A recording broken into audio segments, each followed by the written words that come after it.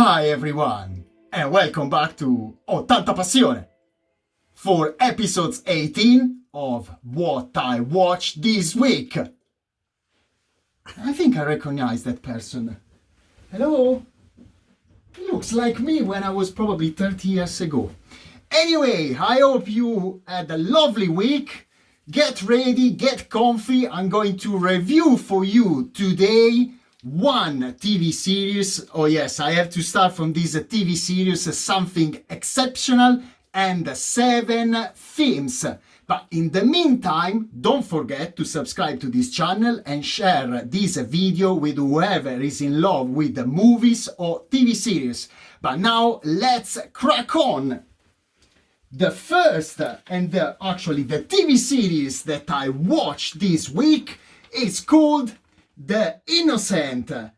In Spanish, El Inocente, a 2020 thriller mini-series of 8 episodes directed by Oriol Paulo, who already directed some films that I really recommend all of you to watch, like The Invisible Guest, The Body, and Mirage. All of them are available on Netflix, at least here in the UK.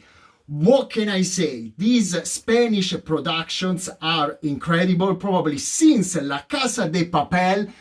It felt like watching an American production, a lot of twist. The storyline is incredible. Each episode starts, telling and introducing you all the main characters since they were little. Of course, I already know my dad is going to start saying, but how is possible? There are a lot of, holes. This is unbelievable. But this is why we love. If even in Europe we are able to realize such a product, I think we should feel very proud of ourselves. It's a great thriller. It's really, keeping your attention from the beginning until the end. Usually, with my wife, I can watch maximum 1-2 episodes per night. In one day, we just watch 4 in a row. Imagine, it's very addictive, set in Barcelona, Malaga. There is a great vibe, great chemistry. I don't know, I read that probably they might do, a season 2. For me, it really kept me in tension during the entire 8 episodes. And my score to this TV series, for sure 8, sometimes even 8.5, available on Netflix, at least here in the UK. I really hope for you, Mom, that will be available as well in Italy. And now let's start with the first film that I watched this week. The film, it's called Minari, a 2020 drama.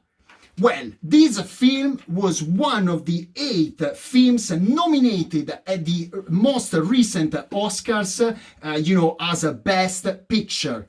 In a nutshell, I think it's a wonderful portrait of a family, the American dream of this South Korean family who decides basically to move to United States. And I think watching this film, you can at the same time laugh, you cry a little bit, you feel very sympathetic towards each character. The husband, the wife, the 2 kids are adorable. In particular, the little boy is hilarious. I don't want to anticipate and spoil anything, but it was absolutely outstanding. Like outstanding was the actress who played the grandmother, and I'm very proud, I'm very happy for her. She totally deserved the Oscar as a Best Supporting Actress. Now I understand, after that I finished watching the film, that Brad Pitt was one of the executive producer of this film, so all the funny moments when basically she received the award and it was just Brad Pitt to announce her win.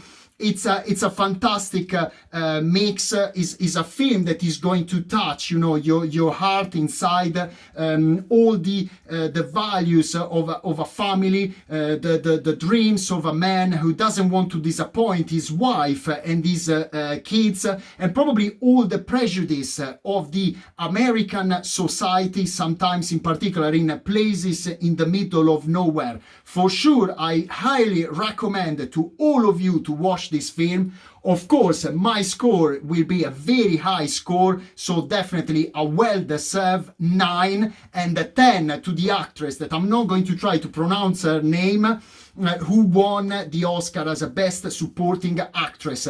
Available on Sky, otherwise on Amazon, at least here in the UK. And now let's move to the second film that I watched this week, called Pixie, a 2020 crime comedy set in Ireland.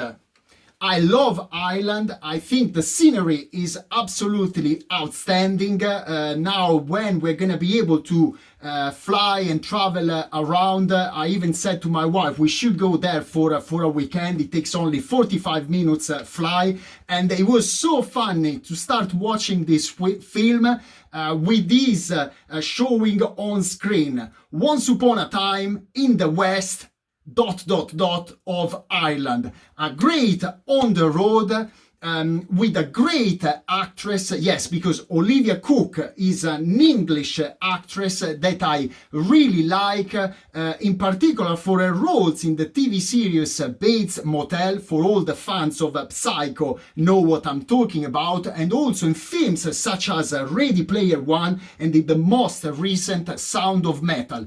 For sure, if you want to watch something light, perfect for a, you know, Monday or Tuesday night. As well, I think the film was only 85, not even 1.5 hour. There are as well crazy moments, funny moments, shooting, all in beautiful Ireland. A land that, you know, definitely will make you, you know, fall in love and admire all the beautiful contrast between the green of the mountain, you know, the blue of the ocean. So, my score to this film between 6.57 to Magic Island 10 plus. And now let's move to the third film that I watched this week, called Ideal Home, a 2018 comedy drama with Paul Rudd and Steve Coogan. For sure, I already like both of them. I think they already prove in the past that they have a great acting skills, in particular, you know, in funny roles. Of course, Paul Rudd started, and I knew him since his role in the TV series Friends. As well, Steve Coogan was... you know, is very well known, in particular for his most recent film regarding Oliver Hardy and Stan Laurel. So they're very funny. They play basically a gay couple facing a new challenge in their life. I don't know, you know, you can really notice all the chemistry, all the probably the fact that they were having so much fun on screen, you know, filming this movie. Again, is another very short film, only 90 minutes long. Perfect, you know, for a night when you had a terrible day at work and you just want to switch off your brain and relax. My score to this film, 6.57, available on Amazon Prime, at least here in the UK.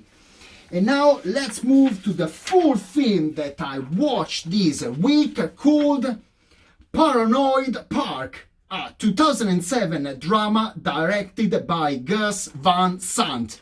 I can't believe that I miss this film. I am a great fan of this director. We all know that he has a very particular style.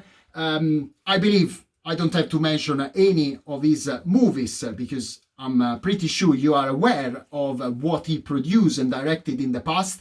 I'm even asking the director who is filming me, but because there is no answer, do you remember any film? My Eye and Private Idaho. Ah, yes. What about Drugstore Cowboy, To Die For, Milk, Jerry, you know, the very funny and crazy film that we watched with Matt Dillon and Casey Affleck. Again, it's only 85 minutes long.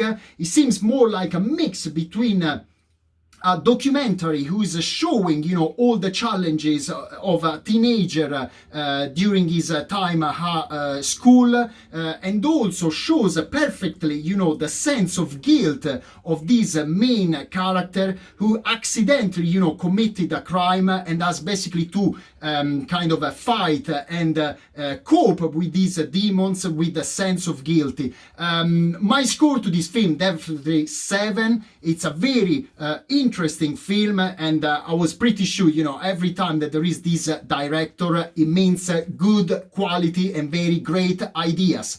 Available on Amazon Prime, at least here in the UK. And now let's move to the 5th film that I watched this week, an old one called Galaxy Guest, a 1999 sci-fi comedy with a super cast. Sigourney Weaver, Sam Rockwell, Alan Rickman. Already, you know, these 3 actors are basically going to guarantee a great result. It was a film that I watched with my wife and my son. My son kept laughing, you know, from the beginning until the end. It's one of those films that it's very kind of a light, probably of my days, you know, the time when there were not a lot of special effects, but with a lot of hilarious moments. Also, I discovered that it's directed by Dean Parisot, who is the same director who basically directed the 3rd film of the trilogy, Bill and Ted Face the Music, in 2020. Definitely my score to this film, 7. Available on Netflix, at least here in the UK. And now I need to go a little bit under. The 6th film that I watched this week is called 6 Below. The rest of the title is something very, very long. If you want, probably it was added, but it's a 2017 adventure drama based on a true story with Josh Hartnett and Mira Sorvino. It was, you know, very, very long time since I saw a film with her, so I was pleased as well with this fact. It's a film that as well will keep you in tension from the beginning until the end. It's probably a film that is showing like eventually each one of us in life deserves a second chance. The main character played by Josh Hartnett was also called as the Miracle Man. I don't want to anticipate anything for sure. It's a film that will make you understand what human beings are capable when they are probably, you know, on the edge in a corner where they are probably losing any kind of hope in life. It's a film about surviving. There is as well as a snowstorm and you know, nothing else to add. It's for sure a film that it deserves to be watched. My score to this film, 6.5, probably 7 for the true story that as well was inspiring. Available on Amazon Prime, at least here in the UK. And now, last but not least, the 7th film that I watched this week, it's called Things Heard and Seen, a 2021 horror drama. I will keep it short. If you ask me, I wanted, you know, never to hear about this film and waste 2 hours of my life watching it. I'm just asking you, what's the purpose of an horror movie if it's basically to scare the spectator? So in this case, you don't get scared. It's not interesting in terms of story. It doesn't take anywhere. After already 10 minutes, you are bored, and probably you're asking me why you didn't switch off before. Usually, even if it's something rubbish, I always watch films until the end. So, nothing else to add. a real flop, even if he could count on an interesting cast. My score to this film, I think probably is going to be the lowest so far in this 2021. I wrote 4, but I think it deserves 3. Available on Netflix, unfortunately, here in the UK. And now, before leaving you in perfect 80 Passione style, it was a very special week for all the fans of Star Wars, because it was May the 4th be with you. I was correct. I practiced as well. I didn't want to let, Luke Skywalker and all the Star Wars fans down. But as well, today it's Saturday, 8th of May, but 2 days ago, on Thursday, 6th of May, was George Clooney's birthday. So, like he usually says, Nespresso. What else? Happy birthday, George! I wish I would reach, 60, looking so cool, so good looking, and so, incredible like you. Probably the secret is the fact that you move and you bought a beautiful property by the Lake of Como in Italy. Italy, that atmosphere is keeping you fresh, funny, and still sexy. So that's all for this week. If you like this video, leave your likes, leave your comments, and bring new people, subscribe to this channel, and stay tuned. See you next week. Ciao!